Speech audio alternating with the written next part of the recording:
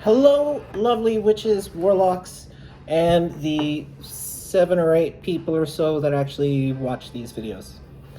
I am running out of ideas. So, first of all, if you have any suggestions or topics that you would like to see a video about, comment, let me know, because I'm at the point now where it's, what is there left to teach about? Curses, I can do a video about curses and hexes. Materia, but if I do a video about materia, it's going to be pretty short. It's going to be like 5 minutes, and within that would be the topic of using animal parts and bones and animal sacrifice. Don't worry about it. Don't worry about it. It's not what you think it is. Beyond that, I'm really just at the point now where I could talk about going into business for yourself, offering witchcraft services. What are some things you should consider if you're going to go into business as a witch? The first thing to consider is, who's your competition and how can you set yourself apart from the competition? So one of the first things I did was, well, one, I was just spitballing this idea, talking with some people, and I got a lot of good advice from a wedding photographer who runs his own business as a wedding photographer and gave me a few pointers. So I went online and looked at who's offering these services and how can I set myself apart. And one thing I noticed was that we had a number of psychics offering tarot. That's it. So right away, I immediately thought, ooh, well, I can do a whole lot more than just tarot. There's a number of things I can do. So let me show you my website. Welcome to spellsandfortunes.com. So yeah, one of the things I had to do was create a website. I have never done that before. I went through Wix, and one thing I never knew is that you have to pay. You have to pay to have a website. So every month I have to cough up about $30-ish, I forget exactly, just to have the domain name of spellsandfortunes.com. There's been a few times where I haven't paid and then my website gets shut down. So here is my website, spellsandfortunes.com. And you want, okay, set myself apart. The other websites were bright, friendly colors. You had a lot of white and pink. I'm going to stand apart. I'm going to go dark theme, like black colors, right? And that's going to appeal to certain customers, right? Because some people like to dress in black and they find that more appealing and it sets me apart. Another thing is the photos I took. So you can tell by my photos that, oh, okay, they know what they're doing. We scroll down a bit. Little information about my background. Again, I took these photos myself. Here are some oils I made. Oh, that's holy water, basil oil, I believe. No, that was the lavender oil. This is the basil oil. The basil oil, actually, a couple of dabs helped me save some money. I give information about my background. Here are some customer reviews. Now, these weren't customers at the time. These were just a few people I have helped out. And hey, do you mind if, like, I can, you know, if you mind just giving me a little blurb I can put on my website? Hey, terrific, awesome. And I don't know how well you can see that. You like my video editing software, me holding up my phone to my TV? So services I offer. Everyone else just does the tarot reading. So I start with the tarot reading, but then I have aura cleansing, right?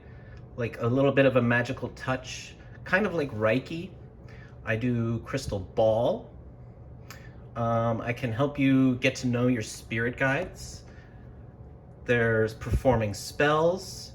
There's my specialty, which is haunting removal. I call this exorcism, but people tend to Hollywood has taught them that exorcism means one thing when it actually means two different things. If you're getting a ghost out of your house, that is also exorcism. And also, I provide the service of witchcraft lessons, which I guess with my videos I'm sort of doing for free. And also, hey, deity work. If you want to get to know a deity and make a deal with them, hey, I can help you do that. And then there's some contact me information at the bottom.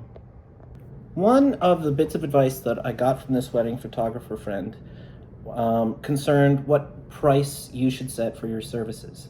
My thinking was, well, if I offer a cheaper price than everybody else, they would just pick me.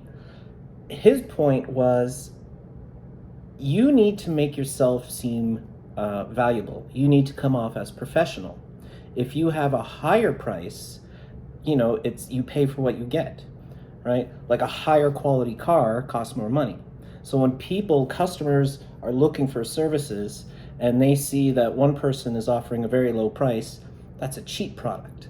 Whereas if I'm offering a more expensive price, ooh, this is going to be high quality service you're going to get.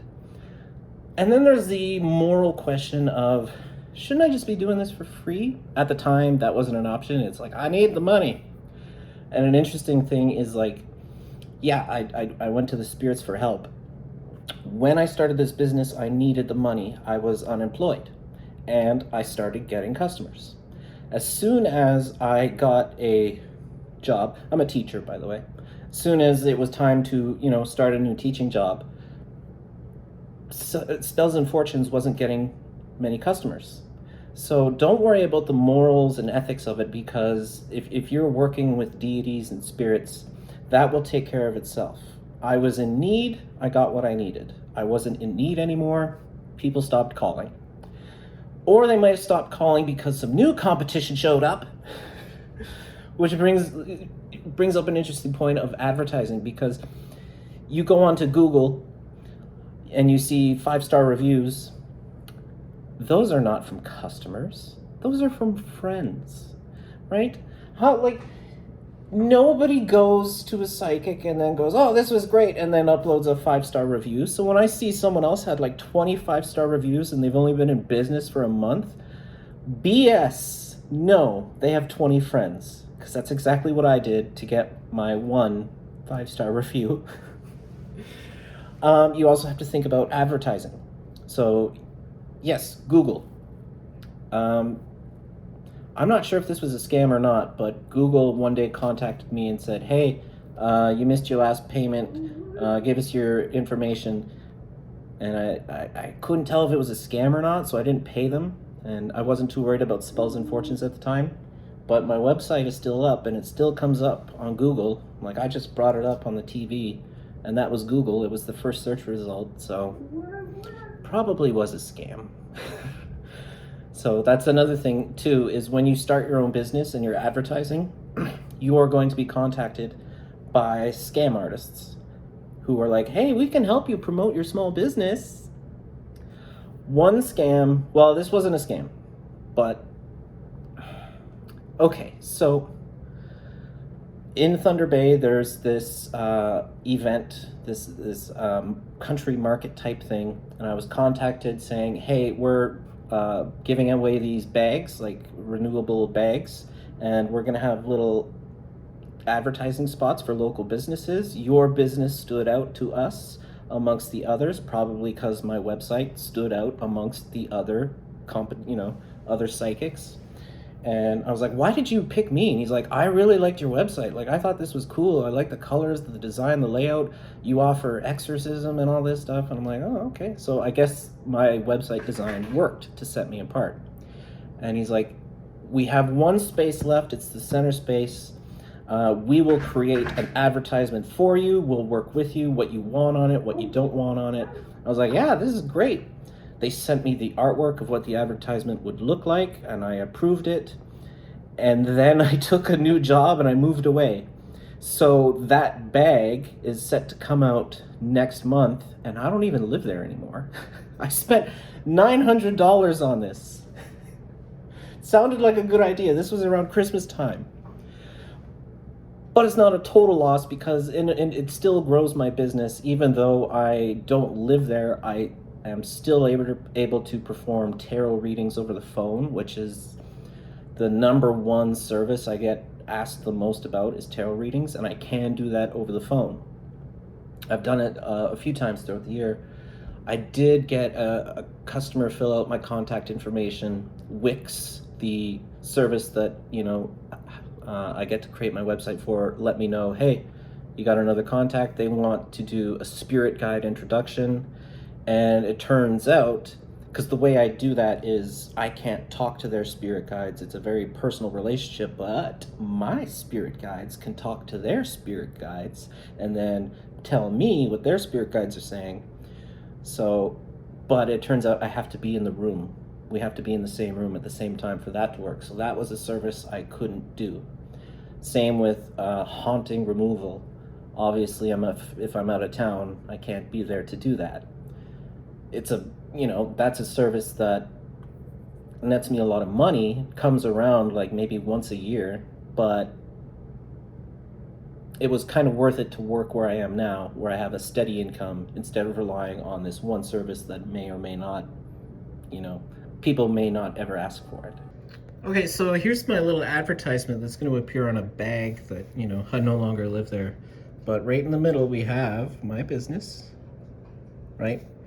Spells and Fortunes, they contacted me. They made this for me based on my input. That phone number, again, it doesn't work anymore. Or it's definitely not going to work in a month. So, $900 well spent. But, yeah, you have to advertise for your business. So, hopefully this will help.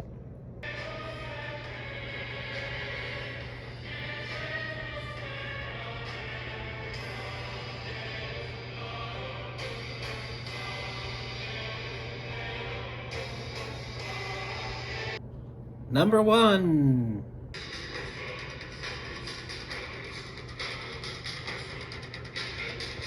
Nobody does this for fun. Nobody pays money to a psychic or witch because things are going great. They have reached a point where they are so desperate that their normal means of getting help are not working, and they are lost and confused, and it's a last resort. Like it's nobody's first idea, like, I'll go to a psychic. Every single customer. Well, that's not true. I did get one customer that was interested in just, they thought it'd be fun to do it for a birthday, to get like some fortune telling done. But no, generally speaking, every customer has been in some sort of crisis. So do you have the people skills to cope with that? Are you personable? Are you a good listener? If you're not, I wouldn't recommend. This is a customer service business. So if that's not your strengths, even if you're good at fortune telling, then I would say this is not for you. You're going to have people tell you things, really hard things, the tragedies they've gone through, personal trauma, right? If you don't want to hear someone else's baggage, then don't do it. Ignore the rest of this video, because every single customer has been in some sort of crisis when they come for some sort of fortune telling. That's why they're doing it. They need guidance. Which kind of brings me to number 2.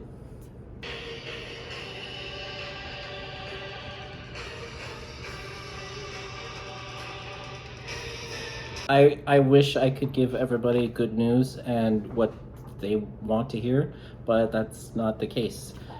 Same when you're doing fortune telling for yourself or divination for yourself, it's not always good news. So yeah, if you have to give them some bad news, try to let them leave feeling better in some sort of way.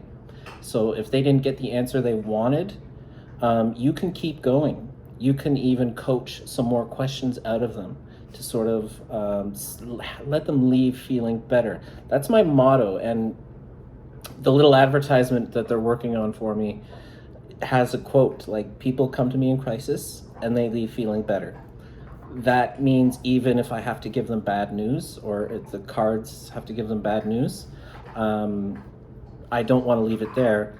If I have to do another reading, that's fine, free of charge. Try and let them leave with some sort of good news, some sort of silver lining to the bad news that they got. I'll tell you a story, and it's one of the reasons why I became so interested in witchcraft is I had a sister who one day went to a psychic, and the psychic looked at her hand and said, "Oh, I am so sorry. You need to see a doctor. You are ill. And like, I don't want your money because I don't like giving bad news to people," right? And my sister's like, she doesn't know what she's talking about. And I no longer have a sister. She passed away from cancer. So, I always wondered, what did that psychic see when she looked at her hand, right? Got me really curious. One of the reasons, not the main reason, but one of the reasons why I really got into this was that story, and just not everything you're gonna tell them is what they want to hear. Remember, the one that comes after 2.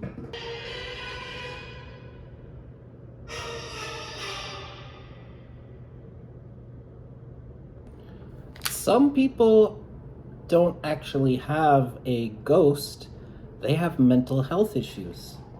So you have to think about your own safety. And when I was just doing this out of my basement, and people would come in.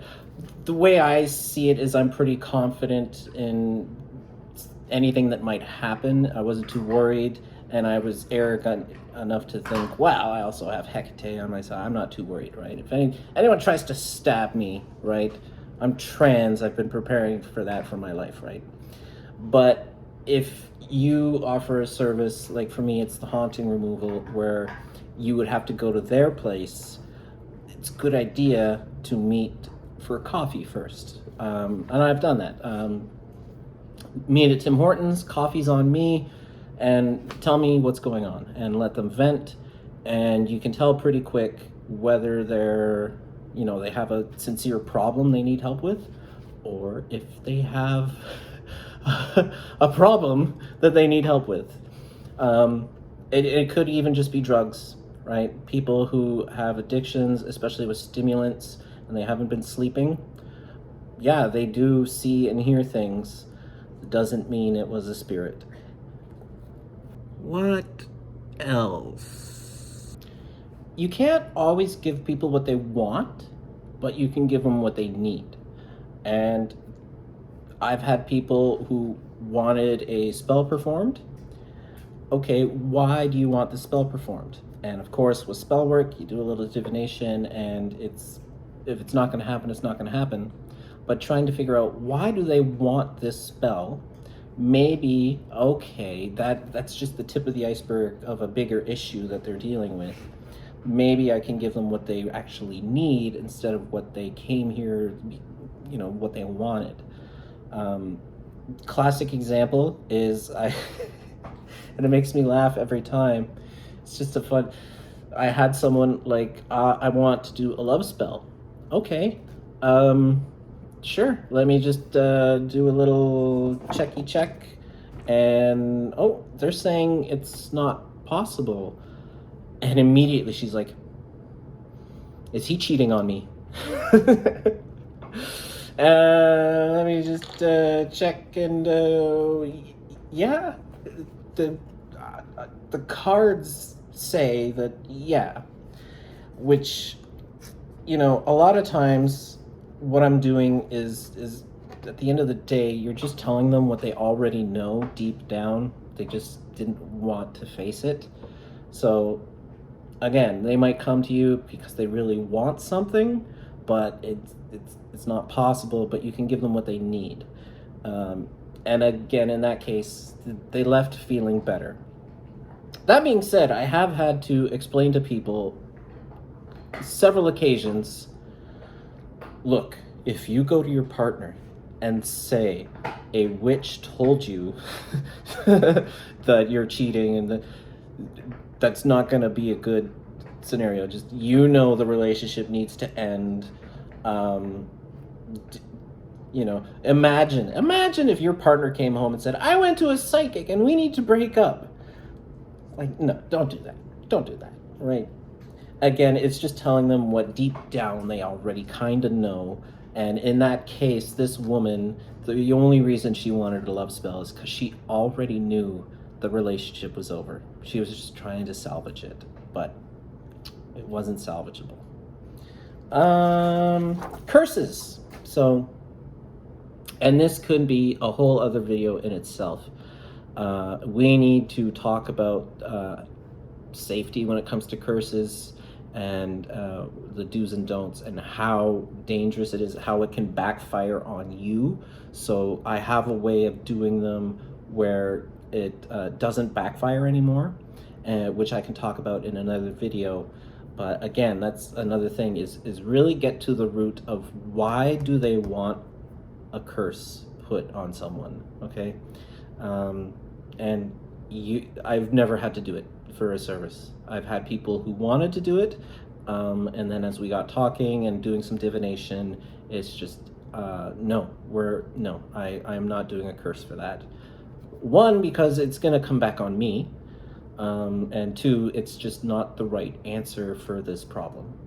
So don't just be given out, are you in this to make money or to be a ethical witch who respects the craft? Because if you're in this to make money, you're not going to make money. Okay, I've had from Spells and Fortunes, I've been lucky enough to get some beer money once in a while, but it's not enough to live on. Not yet, anyway. So yeah, don't give curses to every person who's asking for it. It's not going to be good for you, and it's not going to be good for them, and it's just ethically, don't do that. That's wrong. Curses should be about justice, and maybe there's a way to go about getting what they want that doesn't involve ruining someone else's life and ruining your life. So yeah, don't do that. I think that's about it in terms of going into business as a witch. Also too, it goes without saying, if you're not like, if you're going to offer some services and demand cash from people, be sure you know what you're doing. Like, are you good enough to give tarot readings? Can you perform spells? So maybe, be good at what you're doing first. You don't want to, like a carpenter, right? Or a mechanic. I'm conscious of people think this is a scam, and I don't want them to leave thinking it's a scam. So I don't ask for money until after, and only if they're happy with how things went, and then, they can pay me. And usually I don't even have to bring it up. They bring it up. Oh, sure. How much was that? And then, okay. Which, another thing is, how are you going to accept payment? Are you going to go out and get a debit machine for yourself and a credit card machine? Yeah, you can do that. There are little things. There's things for your phone. You can do that. I accept cash and e-transfer, and that's seemed to work so far. Yeah, I think that's about it. Ooh, book recommendation. Yes. This book right here.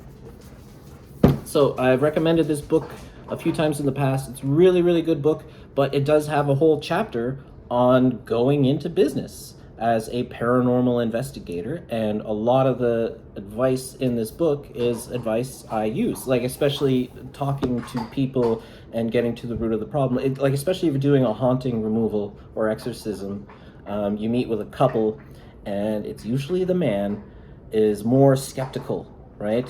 And how to sort of diffuse and navigate that situation, how to screen clients, that sort of thing. There's some good information in this book about, starting your own witchcraft business. Let me know, because curses, materia are the only two ideas I got left for videos, and then what, right?